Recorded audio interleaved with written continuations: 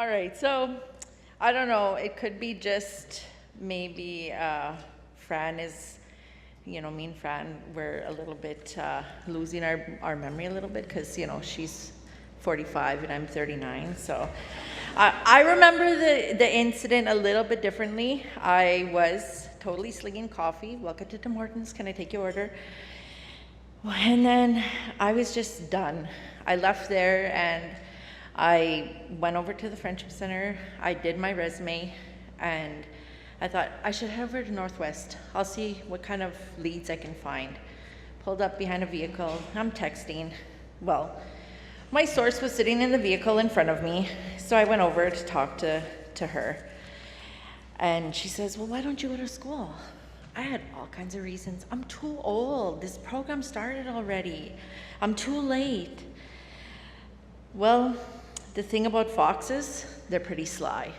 Next thing you know, I had a young gentleman come out to her vehicle to get boxes out of her van. She said, Zach, this is Ellen. She's interested in the EC course.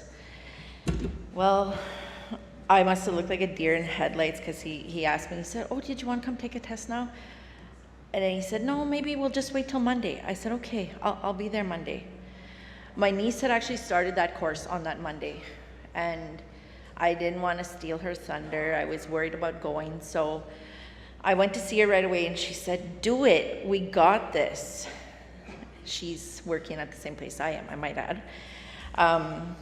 So that Monday came. Well, through the weekend, I was done work. I didn't want to go back. I didn't know if I was going to get into the schooling. I just said, I'm done, and I'll find work if that doesn't pan out. That Monday, I went and I took my tests, and the young guy that got the boxes out of the vehicle, he was walking back and forth from where they were doing, we had the schooling in the hall that they took over in Dauphin there. And he kept going back and forth, and I was just, look at me, give me something. I was so nervous, and finally he looks at me and he gives me these 2 thumbs up, and oh my goodness, my heart was racing. I thought I was gonna fall over right there. At the front, the teacher said, okay, Ellen, you're in. You're gonna jump in here. You got a week's worth of work to catch up on. So there I went. I jumped in there, and like PJ had mentioned, I got into the Indigenous focused early childhood educator program through LRVC.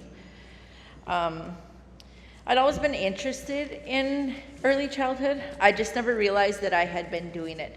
I'd look after family's kids. I was a stay-at-home mom, so family looks after family, and that's what I did. I looked after them. And then as I got further into my studies, I realized that I had actually been doing that already. These things that I was being taught, I knew, and I was doing it. The other thing that never occurred to me, that could be a career. That was a career. Early childhood is absolutely a career. It's not just babysitting.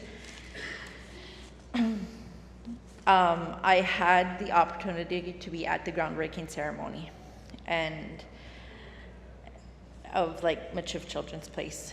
And then when we would drive by there, I would tell my kids, Mama's gonna work there someday. Every stage of that building, from the pillars in the ground to the walls going up, I would say, see that building, my babies? Mama's gonna work there someday. My studies were challenging. I faced lots of obstacles, loss.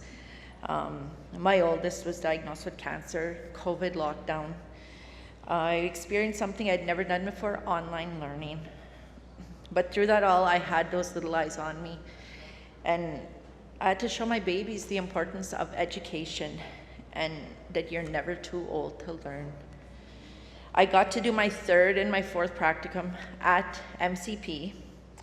I was so excited to be put there where I could share my culture, and I was praised about it. And don't even get me started when I got that letter of offer. I don't know, there's a fox here that says it could have to do with the fact that my boss, that I used to babysit her, but well, we won't go there. All of this would never have been possible without the help I got from MET. I would never have been in a position to do it for myself.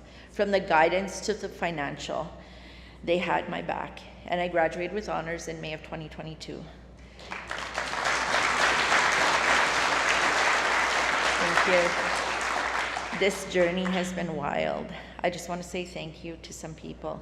The Fox, without that push and her faith in me, I would have never started. My kids, my partner, my family, they've been my team. I always say I'm only as strong as my team. My bosses, Marissa, Ashton, Shannon, Liz, these ladies give me the confidence to go further. Speaking of going further, I'm halfway through my level 3.